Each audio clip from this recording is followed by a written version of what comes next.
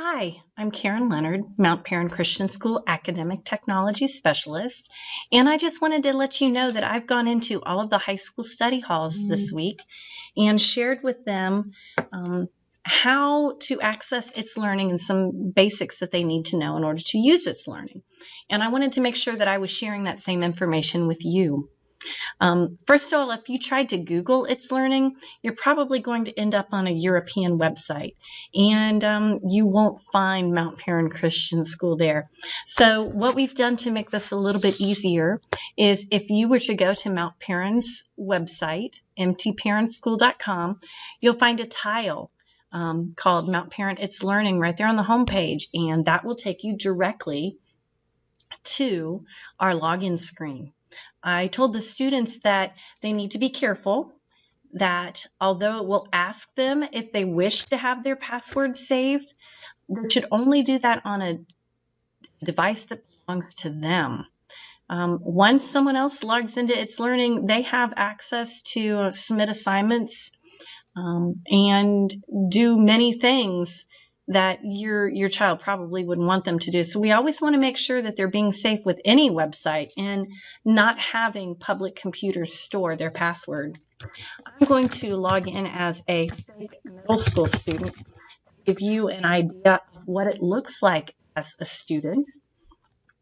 Some things that I've told your student are, first of all, over here, there's a grade book. This is not their complete grade book. This is where any assignments that were submitted electronically online through itslearning, their grades might be here.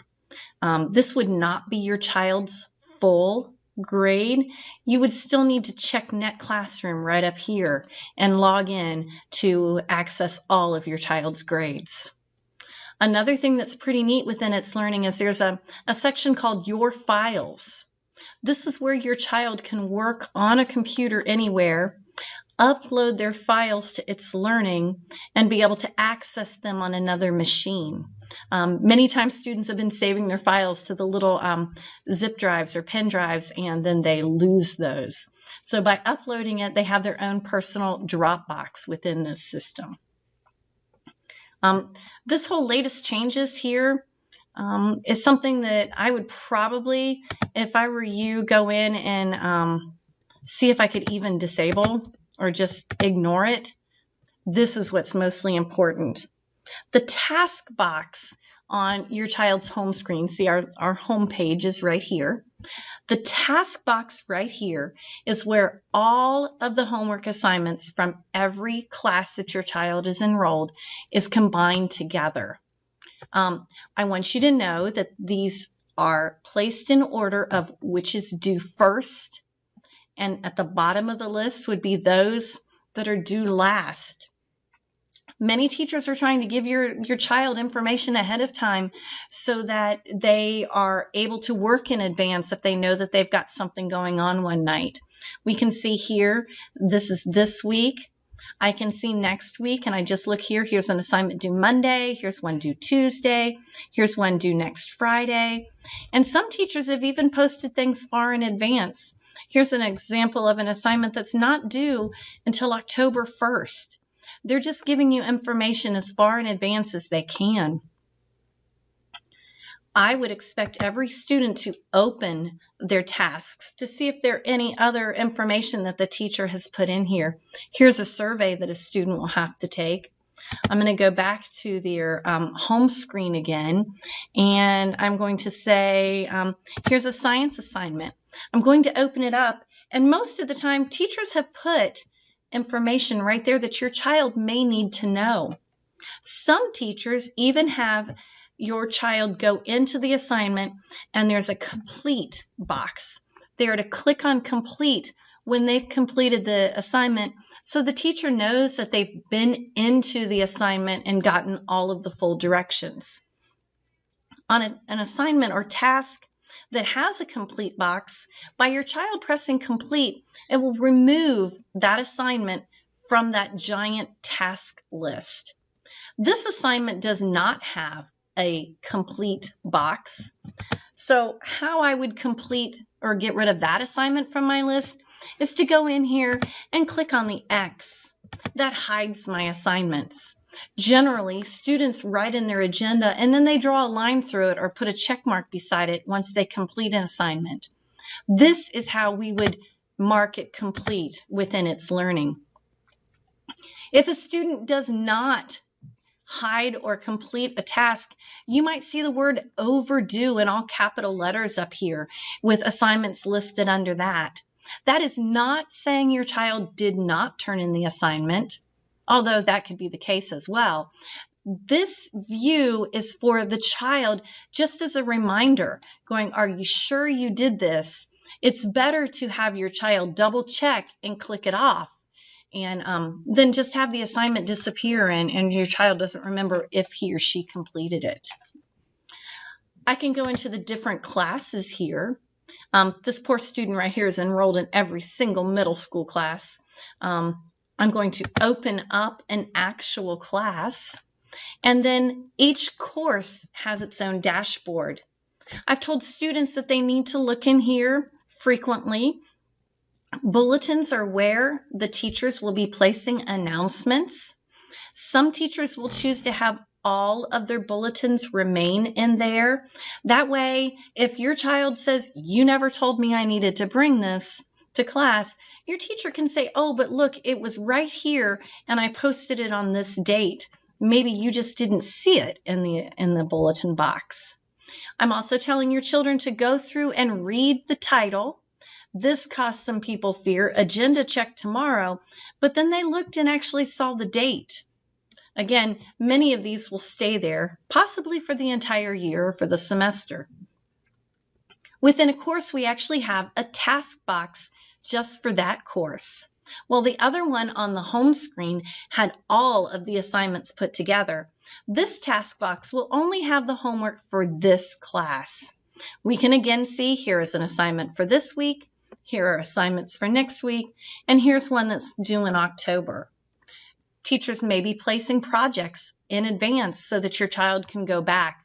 By opening this up, it not only provides direction for the assignment, it provides additional papers that your child may need to complete that assignment. Back on the course dashboard, underneath the red bulletins, you'll also find a planner. This is where every teacher is keeping a basic set of lesson plans so that if your child's absent, he or she kind of knows what they missed. Right now, it's only showing the lesson for today. I'm going to go right here and say, open the planner. And I can see this teacher's lesson plans. Well, it's not going to help me quite yet because this is all of the upcoming plans.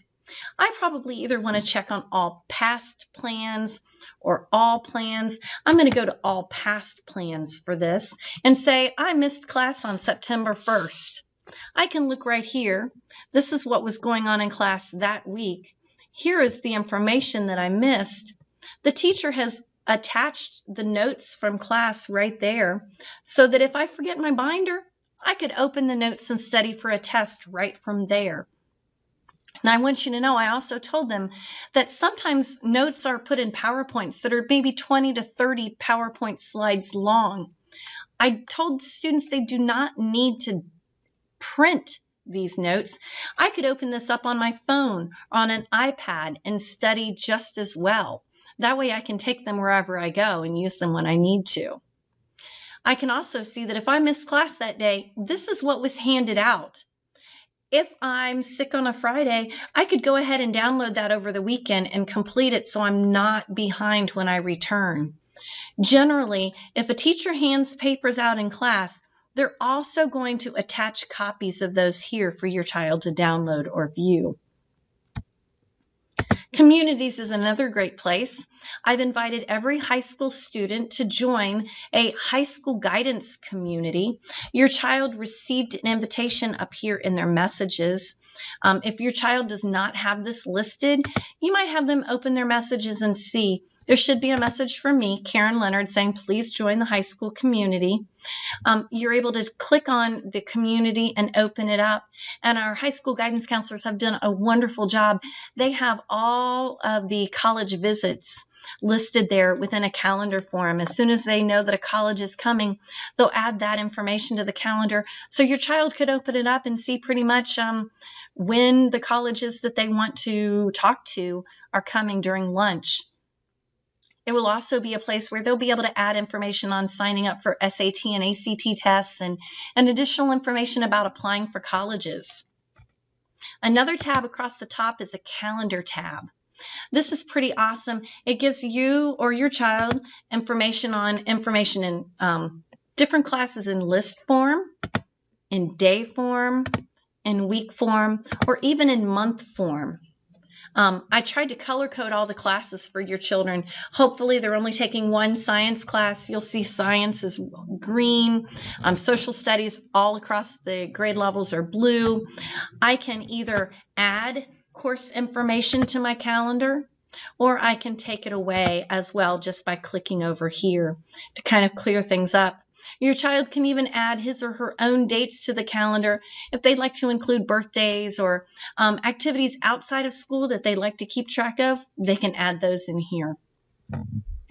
Also within the calendar section is a planner. This is really good, especially if your child misses multiple days. Every single class that your child is enrolled in has their teacher's planners right here. Right now, it is showing information from what was taught just this week. We could go back a week. We could go to an individual day and open it up. So I can tell that if I missed this 8th grade language arts class, here's exactly what happened in class on this day, and here's the homework or activities that went along with it. Again, I'm not saying that your child has to complete work when he or she is at home sick, but sometimes it just causes them less anxiety when they return to have an idea of what they did miss, and maybe they could work on a little bit of it while they're home. Again, that classroom is where you go to log in and get your child's actual grades. You'll use the same username and ID for this that you did for itslearning. Again, there's a message system within itslearning, but I told the students that right now teachers are not really checking that. If you need to communicate with a teacher, the best method is probably an email. Well, I know that most teachers check that nightly. One additional thing I want to make sure that you and the children are all aware of is one of the tools that's loaded within itslearning. Many of your children will be asked to submit assignments online. That's great. It saves paper. It's one easy place for teachers to grade things, but it also allows teachers to use a plagiarism tool. When an assignment is submitted online, that assignment will be checked in the internet and along with the other class submissions to see if possibly your child did plagiarize. We know from time to time there are going to be instances where 4 or 5 words in a row are the same as someone else, but I think you and I would be able to tell if a couple sentences or paragraphs were copied word for word from the internet or from someone else's work without giving them credit. It will show you exactly where that information came from. I just wanted to make sure that they were aware of that. Hopefully we're not having that as an issue, but trying to make sure that we're transparent as possible. That is something that the teachers are pretty excited about using. I also told the students that when they're finished with the website, be sure to sign out. Once again, we're trying for safety. If your child walks away from the computer, it will automatically sign them out of itslearning in about 10 to 15 minutes. I know that can be a pain. It signs me out all the time, and I have to continue to log back in, but it is for your child's safety. Parents will be receiving their own login information soon, but the parent version is nowhere near as good as the student version.